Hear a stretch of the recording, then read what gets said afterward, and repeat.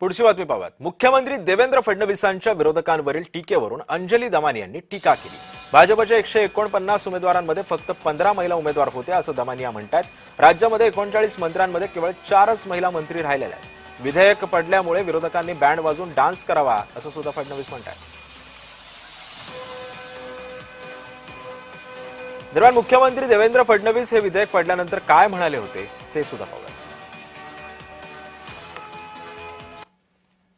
मैं तो कहना चाहता हूं कि सारे विरोधी बैंड बजाकर डांस करें, राहुल जी भी उनके साथ डांस करें कि किस प्रकार से महिलाओं का अधिकार हमने छीन लिया, किस प्रकार से भारत को फिर एक बार पुरुष प्रधान संस्कृति की ओर हम लेकर गए।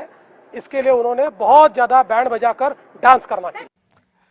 दरम्यान आता या फडणवीसांच्या वक्तव्यावरती सामाजिक कार्यकर्ते अंजली दमानी नेमकं काय ट्विट करत म्हणाल्यात पाहूयात।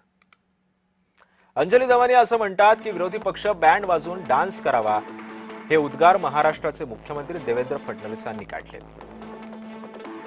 त्या भाजपनं महाराष्ट्रामध्ये 149 उमेदवारांमध्ये फक्त 15 महिला उमेदवार निवडणुकीमधून उभे केलेत। ते असे डायलॉग मारतायत, वा। महाराष्ट्रात 39 मंत्र्यांमध्ये केवळ 4 महिला मंत्री आहेत। आता एक काम करा, मंत्रिमंडळ विस्तार करून 33% 13 महिला मंत्री या आणा आणि पूर्ण महाराष्ट्र बँड वाजवून डान्स करेल।